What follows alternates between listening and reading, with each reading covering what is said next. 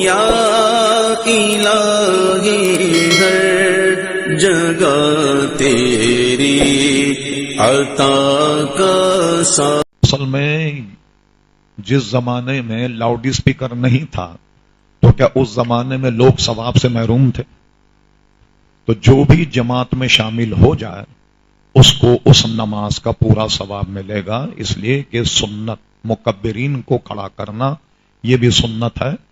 تو جتنے بھی لوگ ہوں، چاہے امام کی آواز آئے یا نہ آئے، پھر تو یہ قانون بنایا جائے تو ظہر کی نماز میں کیا ہوتا ہوگا آپ کا، عصر میں کیا ہوتا ہے، مطلب کہ محروم ہو گئے آپ، تو پھر تو ثواب، جبکہ اس میں قرات نہیں کی جاتی بلند آواز۔